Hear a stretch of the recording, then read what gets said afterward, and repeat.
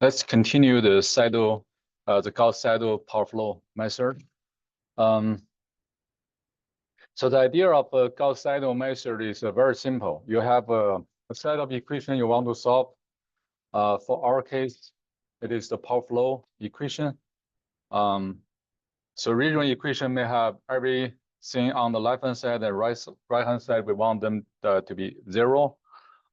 First, you need to rewrite the equation to pick the variable to be calculated to the left, to move it to the left-hand side. So you need to rewrite the equation in this form, depending on which one you want to calculate. Then starting from here, you can iterate. You just give us some initial estimate for those values. Then you just plug in the initial value to the right and calculate the left, and then you just repeat this process until the update on the value of the variable is less than the error tolerance. You stop there. For power flow equations, we have this equation, but depending on which one to be solved, we can transform the equation to this first one. The first one will be useful to calculate the voltage phasor at each pass.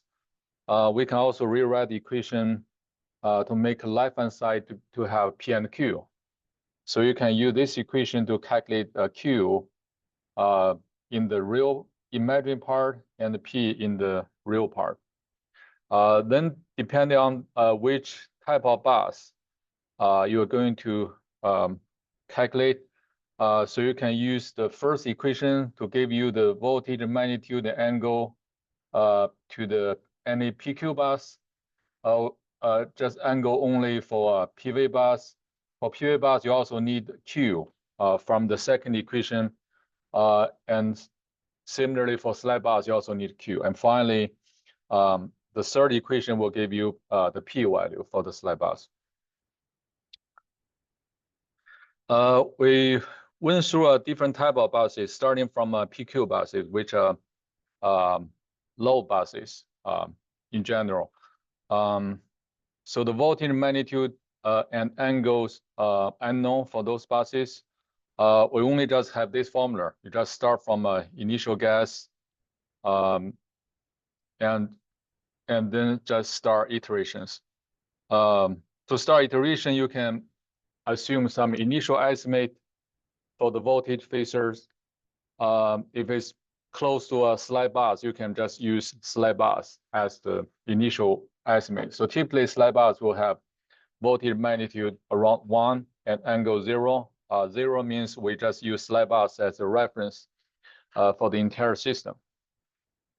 Since PQ bus mainly representing the low buses, so typically the voltage will be slightly lower than slide bus, and angle will be slightly less than slide bus. So if you want, you can make an initial estimate for each low bus to have voltage magnitude less than 1, slightly less than 1, and angle slightly negative. But definitely, if you want to always use this simple initial estimate, that's fine, unless you have a better estimate. So for PQ bus, for each PQ bus, that's just simple. For PV buses, we need to solve voltage, angle, and reactive power. So we need to utilize the two different equations. The first equation to calculate voltage phasor, but we take an angle value. Second equation to calculate compressed power, we take an imaginary part for Q.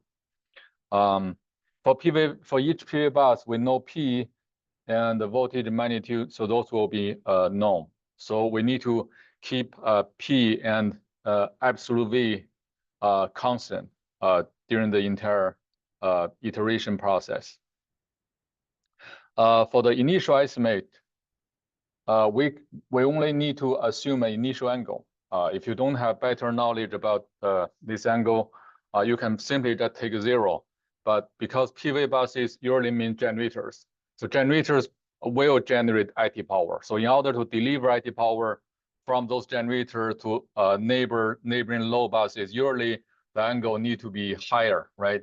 So if we use slide bus as a reference, which means average angle for the entire system, usually PV buses will have angle slightly positive. So if you want, you can start from a small positive number, but if you like 0, that's also fine. That may just increase the iterations. So we'll need both formula. The first formula calculate the Q from the compressed power. The second formula calculate V. Okay. So we don't call this one to be the voltage phasor because we don't utilize the entire phasor for our next iteration. Why? Because for such PV bus, the magnitude already determined. We cannot change that magnitude during this process. So if you calculate this, the updated voltage phasor for this PV bus, and if you calculate absolute value, that may be different from the absolute value given by the equation, by the problem. So which means we cannot utilize this phasor completely. What we can do is we keep the absolute value unchanged, but we only update angle. So how do we do that? One way is you can definitely solve the angle. If you want, you can solve the angle. Oh, let's see. So which means you calculate the absolute, we call it the VCI, right? K plus 1 iteration. Then we give it angle.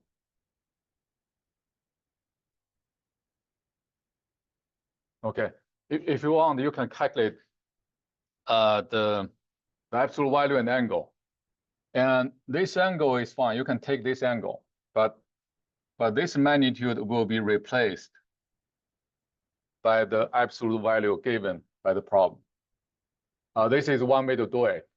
If you calculate this polar form, which is easier to you can take this approach. But sometimes when you calculate the complex number, the calculation usually give you a real part and imaginary part separately. Okay. To avoid additional computation to find the angle and the magnitude, we can pick either the imaginary part or real part to update and keep the other one calculated based on the absolute value. Okay. Because the real part, imaginary part, the two numbers only have just one to be free to change. The other will be dependent because we have the constraints saying the absolute is constant. Okay. So if you calculate the calculation, you try to calculate the real imaginary part. So the textbook suggests the method, which is you keep the imaginary part unchanged. Then you they keep the imaginary part from that answer, and the real part will be calculated based on the absolute value. Okay. Then you can ensure the new voltage phasor have to have the same absolute value given by the problem. Okay. So this is just a figure showing what happened during this process. So you calculated this the new voltage phasor, which has a longer absolute value, longer magnitude compared to VI. So you only keep the imaginary part, and for the which is you keep this imaginary part, but for the real part, that is calculated based on the magnitude. So to ensure the updated phasor stay on the same circle, okay, for the same radius equal to the absolute value. So you just continue this process until the update is less than the error tolerance. If you want to utilize acceleration factor, as acceleration factor can be added here, you can introduce alpha. So if you want to accelerate this process, which means you take larger steps to update the value, which can be visualized as taking a larger stairs to climb up until you convert to a solution. So alpha usually need to be bigger than 1. In some algorithm, if you find it's very hard to converge, and sometimes you can adjust alpha. You can maybe at the beginning use a bigger alpha, but later you reduce alpha to give you a fine adjustment near the solution. Yeah, so alpha it just give you additional dimension to control the speed of the performance of the method. So that's what we need to know about the PV buses. So lastly, the slide bus is very simple because slide bus simply just calculate the P and Q using all the values already know about the rest of the system. So when we calculate slide bus, we already know the voltage phasor everywhere. Since for PQ buses, we calculate the voltage phasor. For PV buses, we calculate voltage angle. So eventually we have everything when we want to calculate slide bus.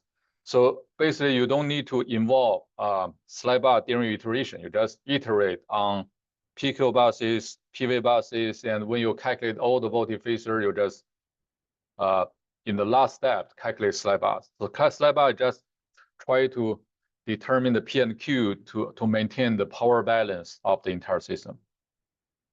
Okay, so the last step is just to calculate a current based on the Kirchhoff current law. So once you know the current, that will be the current injection to each bus, which is equal to the current going to the local admittance to the ground. And also another current is connecting this bus to a neighboring bus. So since you already know admittance, we know voltage phasor on both ends, so we can calculate both current. So we need to calculate current injection from each bus because even for the same transmission line, the current injection from two terminals can be different, right? Because there's a component of the current going to the ground from each side. So once you calculate the current from the both side of the transmission line, you can calculate the complex power. So here we define the direction of the current be from the both side to coming to the middle of the line. So which means if you add those two a complex power flow, so that will give you the power loss. So it's like the power loss is supported by the complex power from both sides. Okay, so then we have everything we need for the power flow problem. So we calculate the voltage phasor using the for the PQ buses, angle and Q for PV buses. And at the end, we calculate the slide bus P and Q to balance the entire system. Then we know the voltage phasors, we can calculate current injection. Using current injection, we can calculate complex power. Then finally, we can calculate the loss. Any question? All right, so next of the lecture, I'm going to utilize two examples from the textbook to explain the detailed step to calculate the power flows. So I only talk about the important information step from those examples. So please read those two examples after the class. So in the first week of November, I will be out of town. So I have the JTA, my PhD student, to go through those examples again, because the textbook has a toolbox with MATLAB code to help you to solve the power flow based on some functions provided. So I will let the JTAs, the PhD student, go through those examples. So if you bring your computer to the class, so you can just go through those the toolbox step by step. So that can be very useful for your final course project. So the second project will be about the power system planning study. Okay, let's talk about the example 6.7.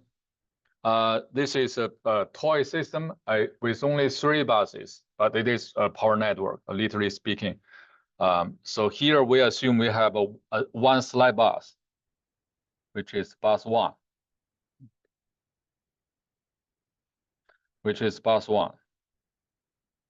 So you see for slide bus, we gave a voltage 1.05.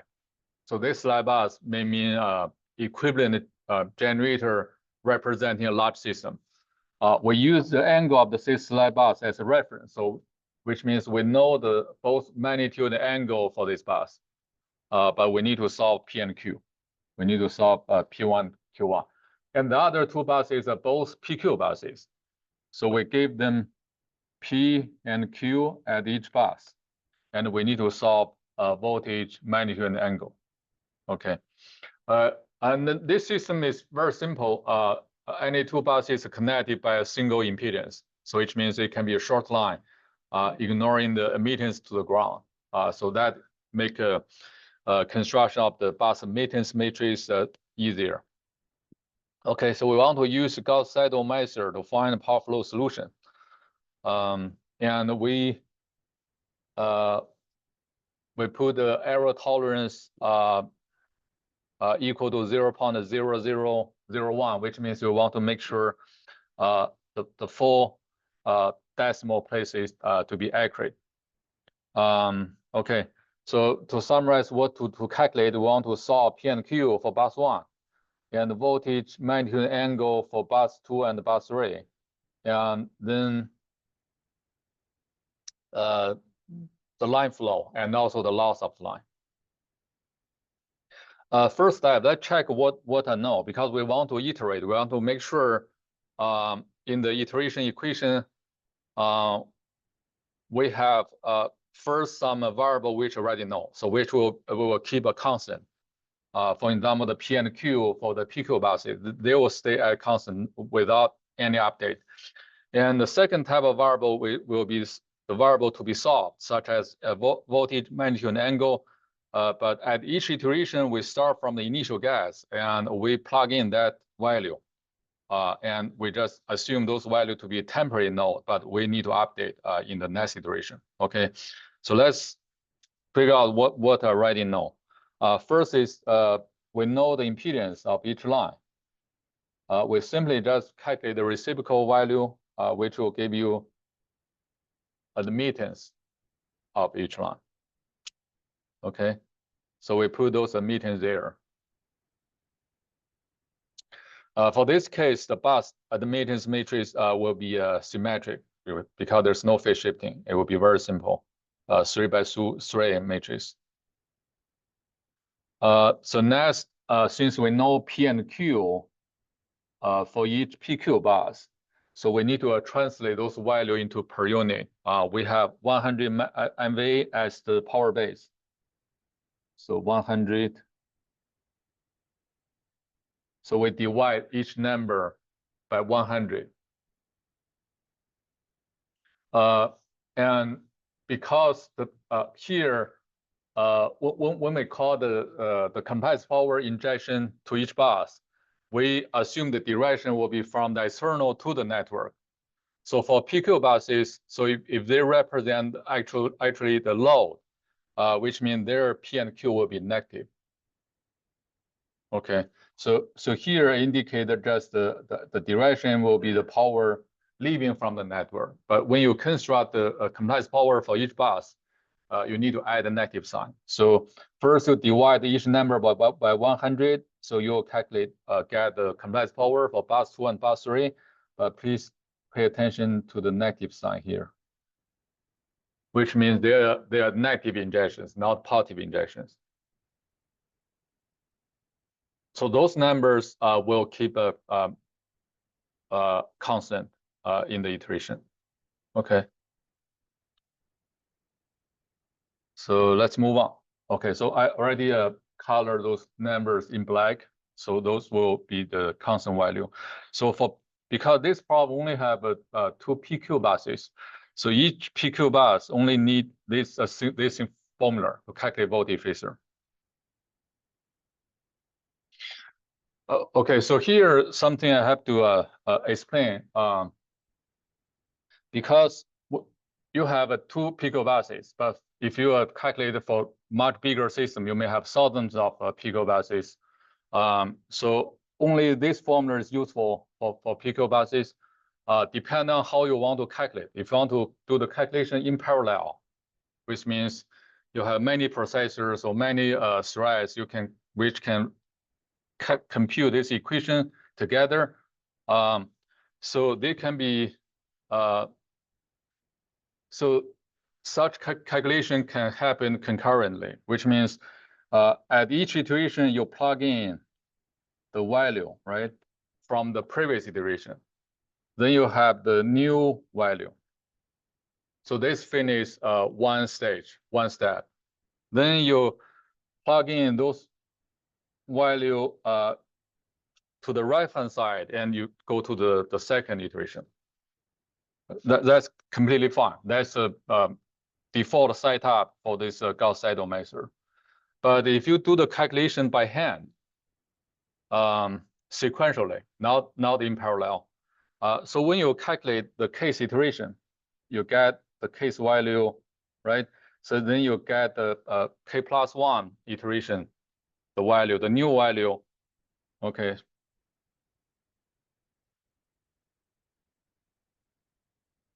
So when you calculate, for instance, the VI at k+1 iteration, the I may be, for instance, like a bus array. So you want to calculate bus array voltage at k+1 iteration.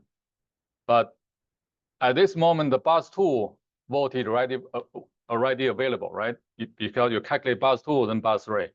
So here, it's okay. You can take the latest value of bus 2, if that you believe that is more accurate. So basically, the idea is here. So when you plug in those values, you take whatever available, which is more accurate. So if you have either the value you just calculated at this iteration or the value from the previous iteration, so you believe the latest iteration is more accurate, then you take that value. But you don't have to. But the textbook assume you always take the most accurate value. Let me explain what happened on this example. So we start from an initial estimate, right? For bus 2, we just simply assume 1. And bus 3 is just 1. Okay.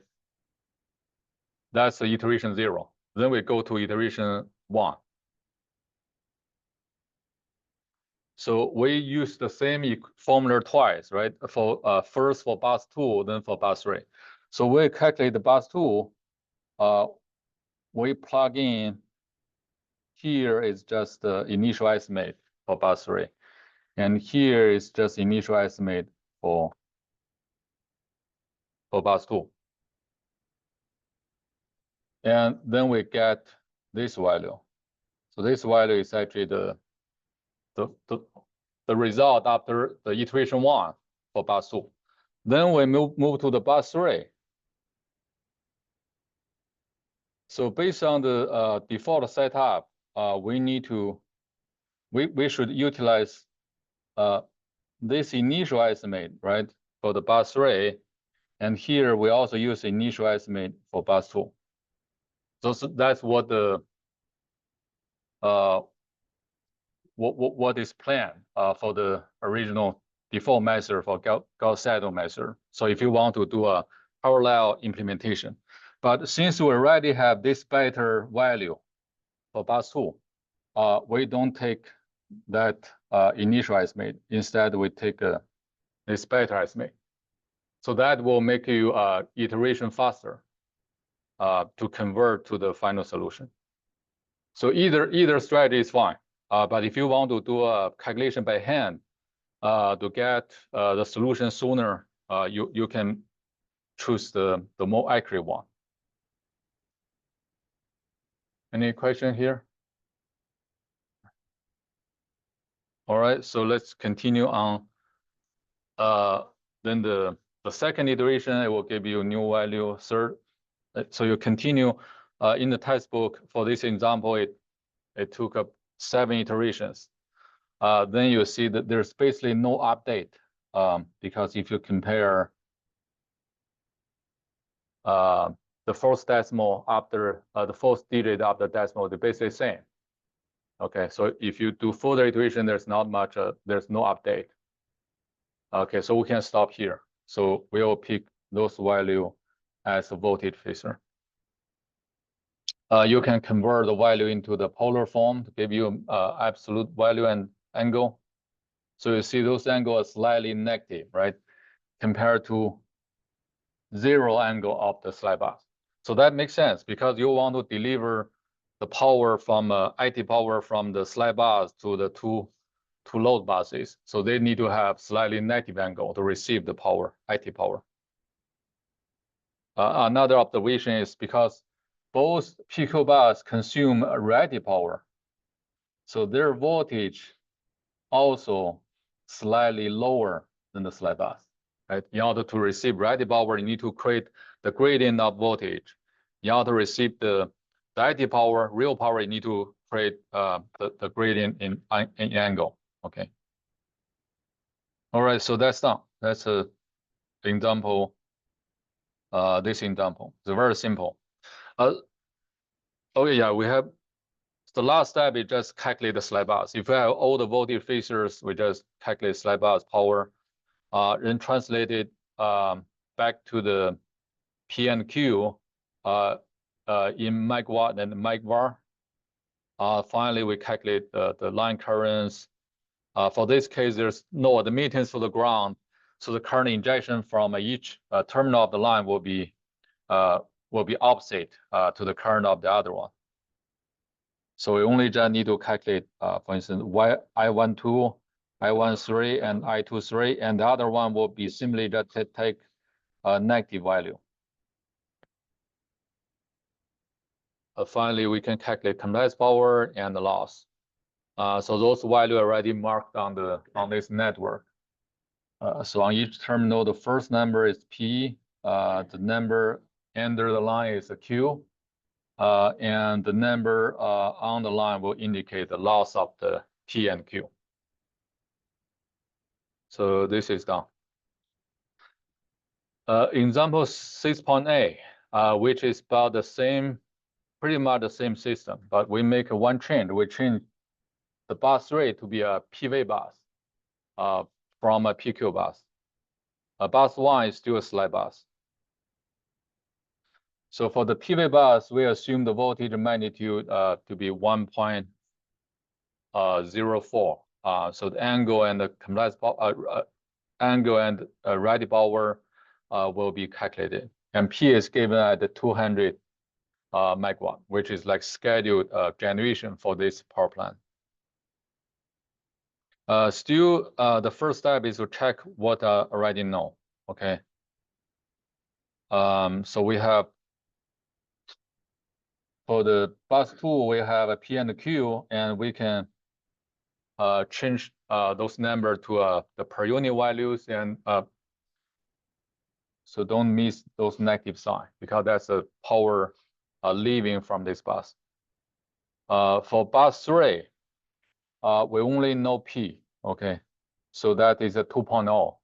This is positive because bus 3 has real power injection to the network, so that number is a positive 2. Step number 2, we need to iterate on both the PQ bus and PV bus.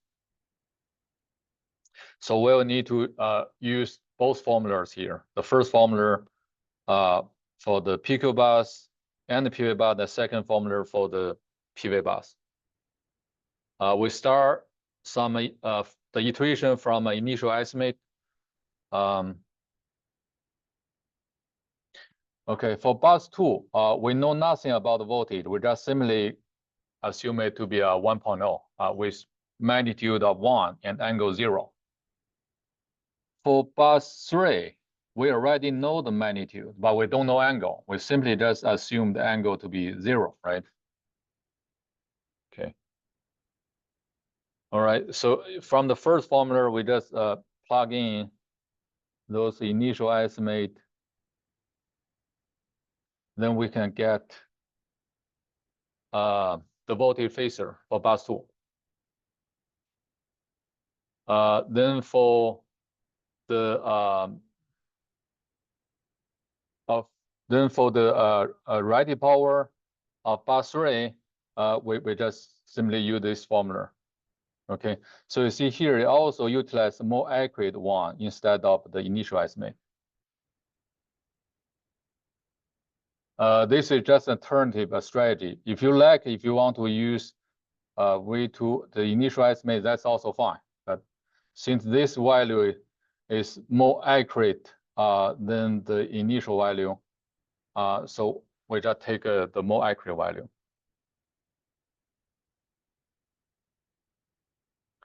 All right, so next we iterate for the bus 3 voltage. So we take this Q to be plugged into the right-hand side of the second formula or the first formula. Then also the more accurate estimate about the bus 2. Then we have the voltage phasor on bus 3. We cannot just use this value at the whole phasor for the bus 3 because it may change the absolute value. So if you check the absolute value, it is 1.0378. It's different. It's different from the magnitude we gave for the bus 3.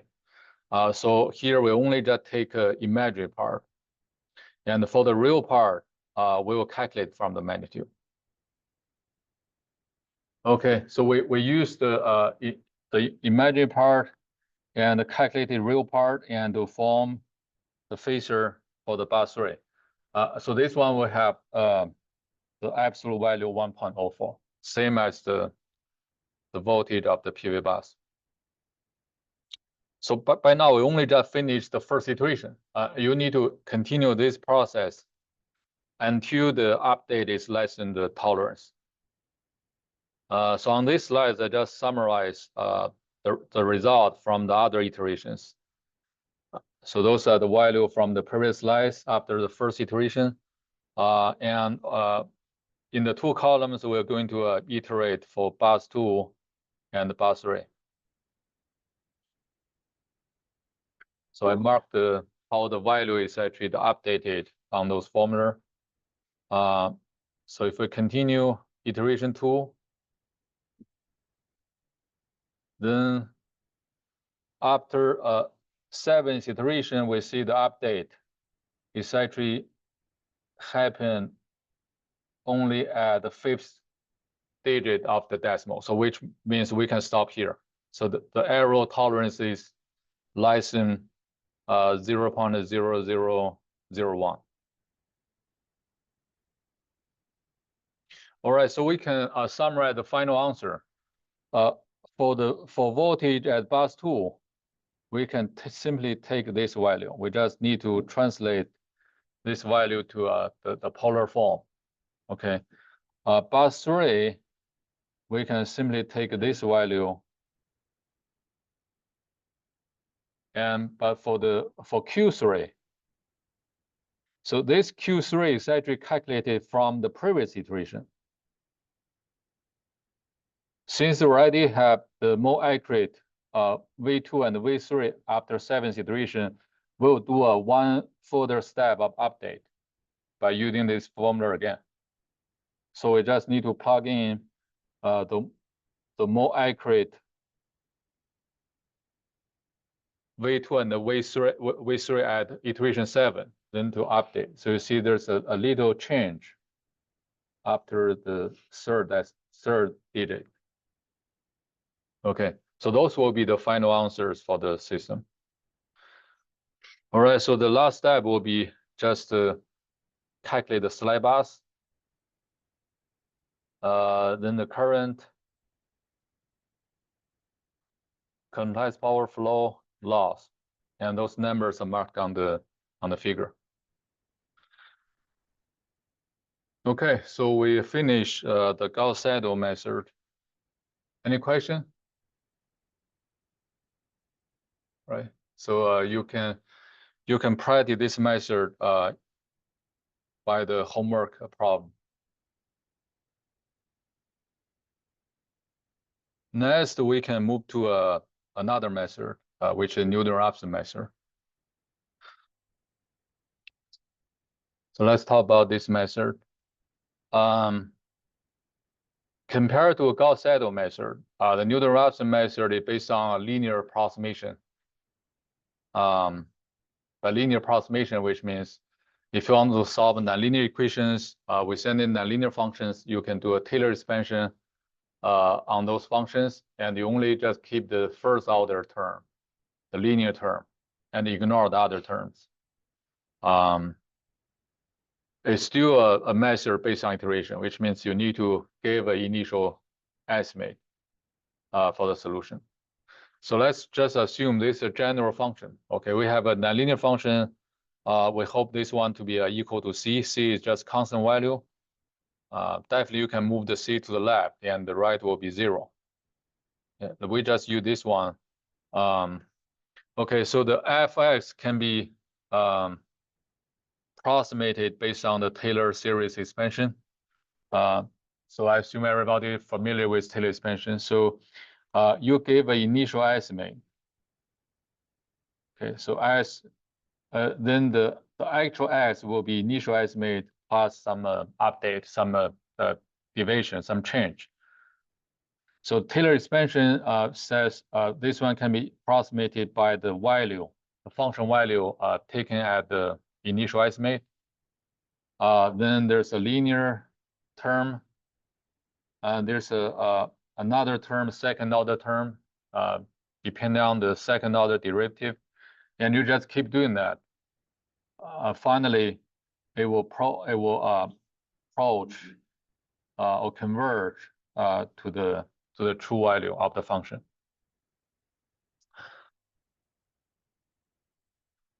So here I put this symbol in the parentheses. That's a derivative up to of the certain order. So on the superscript, I put the parentheses 0. This just simply means I'm taking the value of the derivative at the value at that iteration. So which means if I write anything like this one,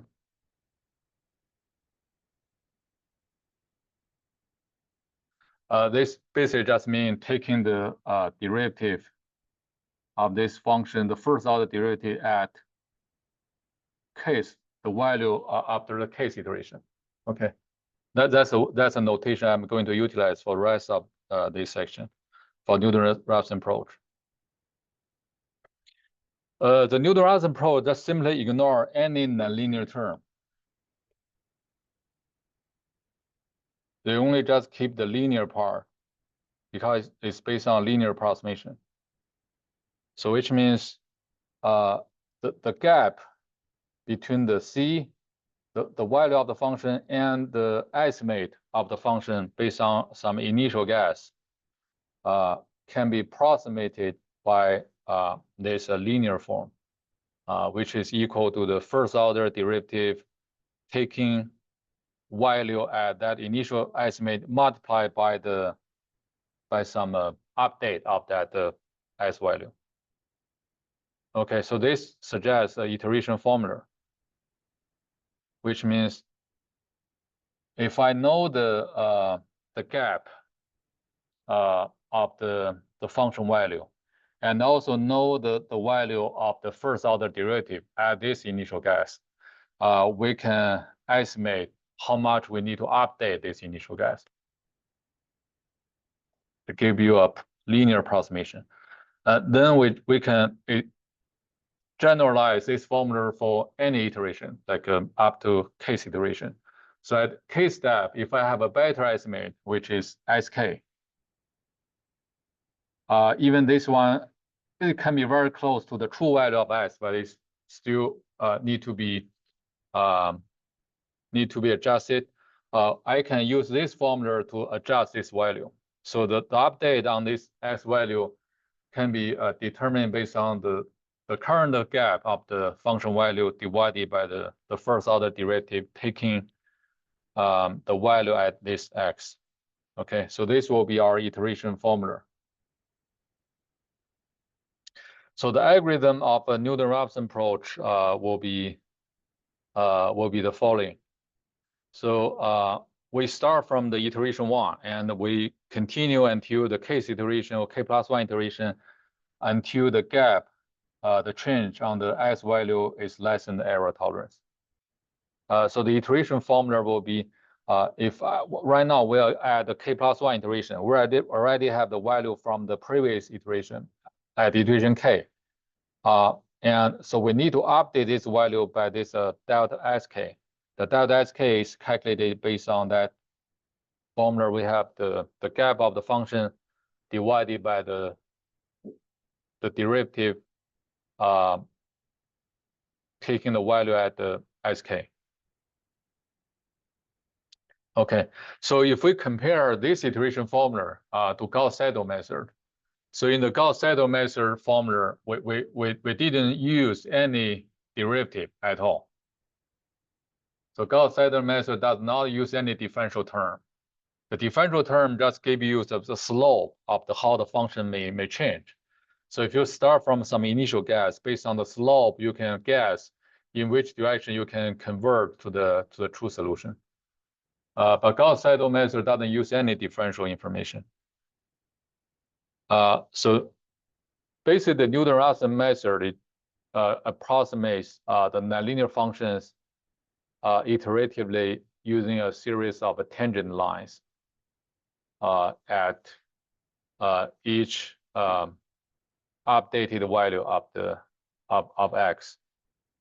So tangent line will have similar formula. So you can easily prove from the iteration formula at each step, it actually used this straight line function with this slope and taking the value at sk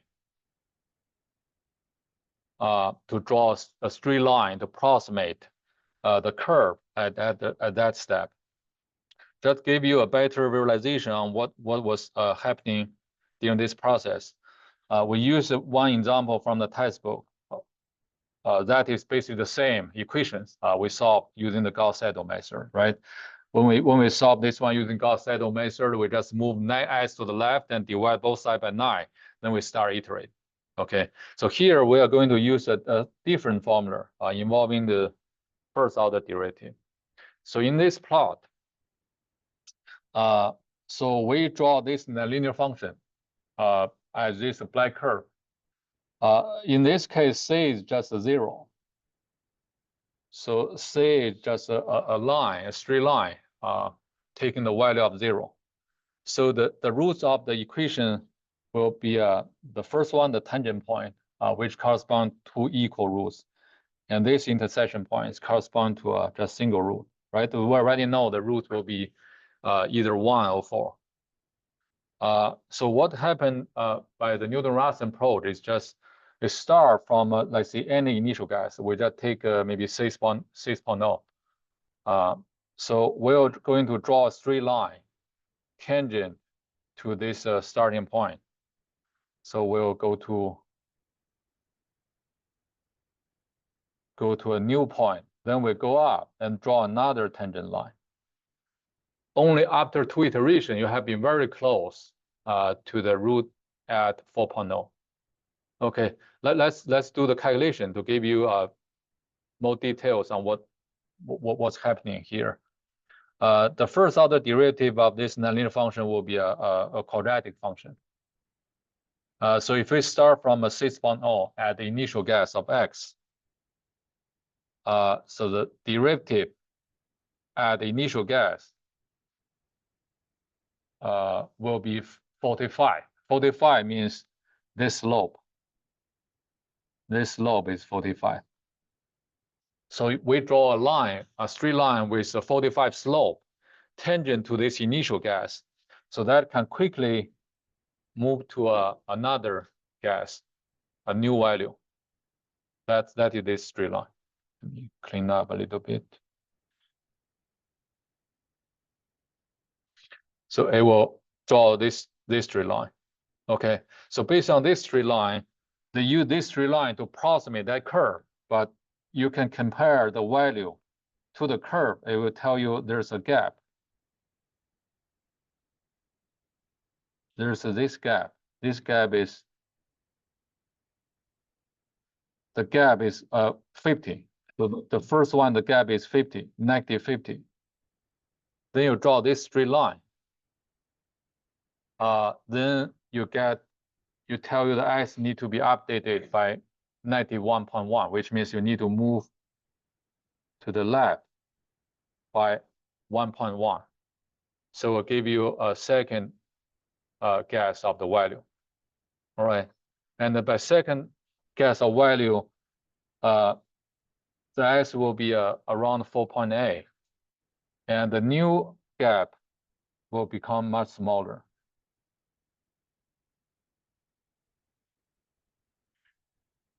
The new gap will become this one. And you just keep doing this one.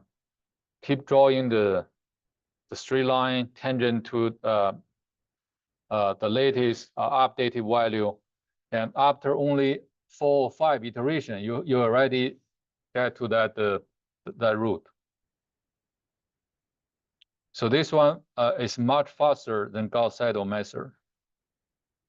It also have the each root also has a domain abstraction, which means if you start the initial guess from the red zone, it will always convert to the 4.0. If you start from the blue zone, always convert to a 1.0. If you compare this figure to the original figure based on the Gauss-Seidel method, the Gauss-Seidel method start from an initial guess and will draw the zigzag shape of curves until converging to one of the root. But that zigzag shape doesn't utilize any slope of the curve. The Newton-Raphson approach also draw the similar curve, but each time it will just utilize the local slope information, right? So that can convert much faster. All right, so I stop here and we'll continue on Monday. So we talk about how to utilize Newton-Raphson for power flow.